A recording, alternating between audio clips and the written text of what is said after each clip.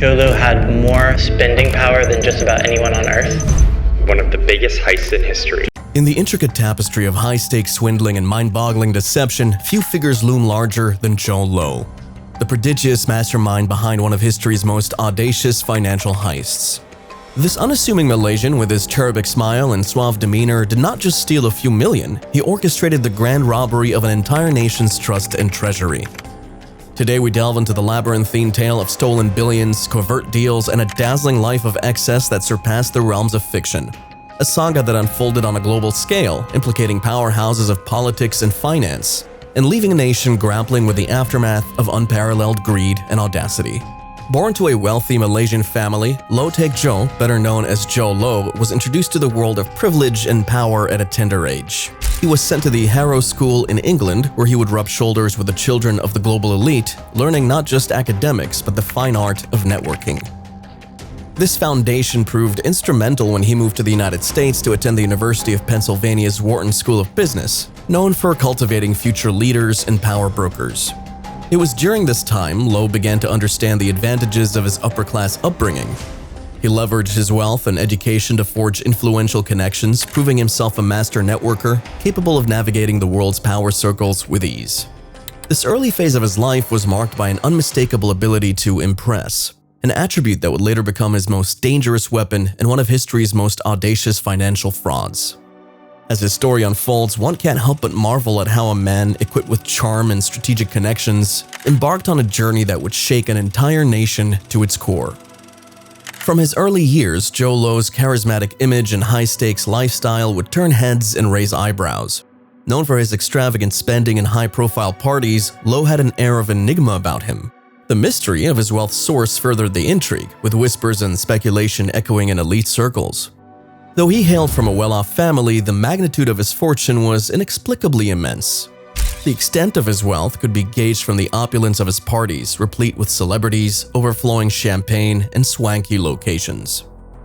Amid the glamour and the glitz, Low was tactically weaving a web of influence. His affable demeanor and extravagant generosity helped him build strategic relationships with some of the world's wealthiest and most powerful figures. One such relationship would later prove instrumental in his grand scheme, Najib Razak, the future Prime Minister of Malaysia. Low's proximity to power was no coincidence. It was part of a meticulously planned strategy, setting the stage for what would be one of the world's most audacious financial frauds. Moving seamlessly from the realm of high-stakes finance to the glamorous world of Hollywood, Jho Low's ambitions seemed boundless. He aimed to do more than rub shoulders with the rich and famous. He intended to become a significant player himself.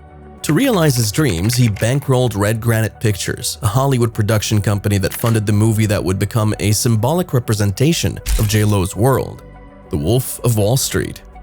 This blockbuster film told a story of financial excess and corruption that, in a stunning parallel, echoed Jho Low's real-life antics. His investment wasn't just about the money. It was a ticket to an exclusive club, an entry point into the world's most elite social circles. It was this grand venture that led to Leonardo DiCaprio, the movie's lead, thanking him in his Golden Globe acceptance speech. For Low, it was a public acknowledgement of his place among the glitterati, a vindication of his opulent lifestyle. Behind the scenes, Low's plans were much bigger. He was constructing a media empire, a clear indication that he was not content to stay behind the scenes. He sought not just wealth and influence, but also the prestige and power that came with being a media mogul. This ambition, however, was fueled by an insatiable desire for money and power, which ultimately led him to the next audacious phase of his grand scheme.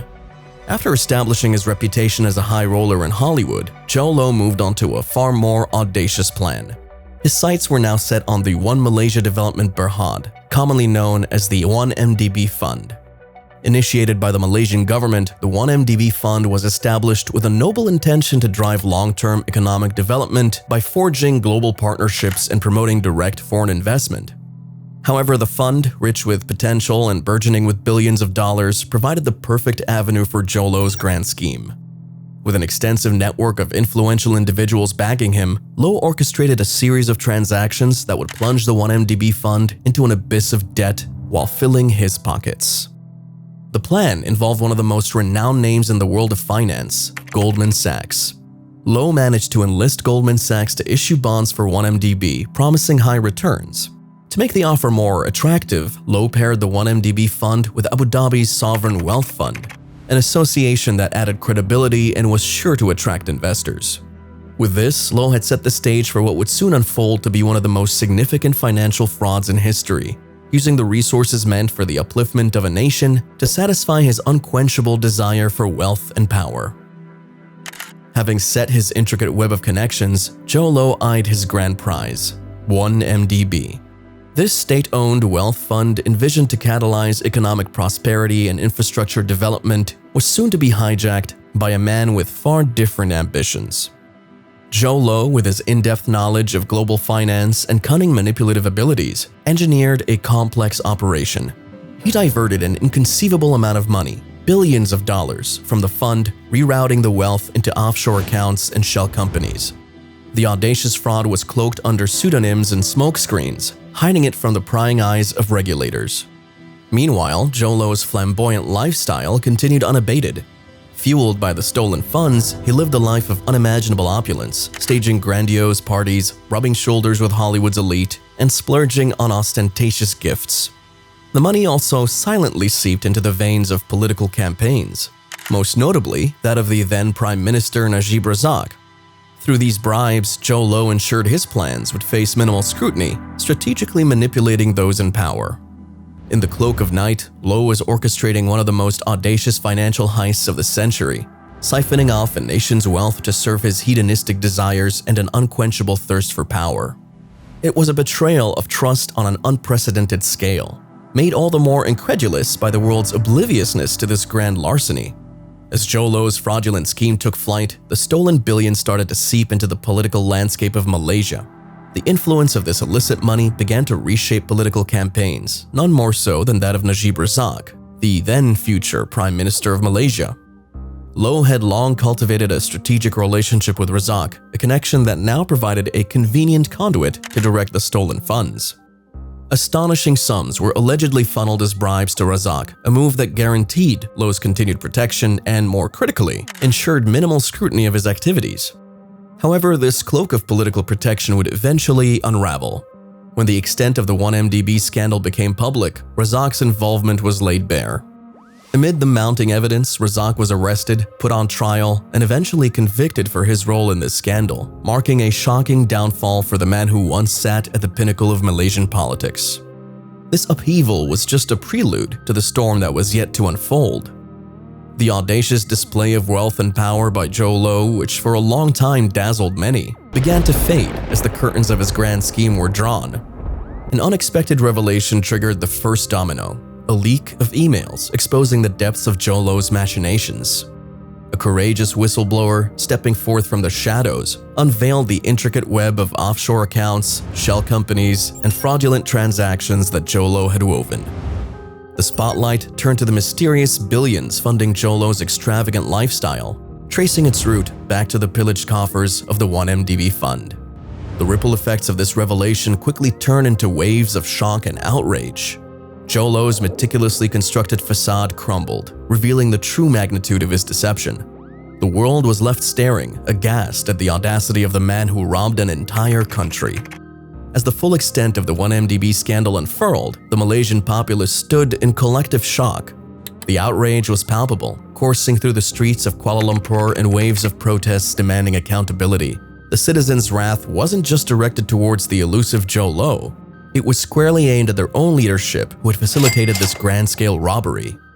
The echo of public outcry became deafening, and Malaysian law enforcement could no longer turn a deaf ear.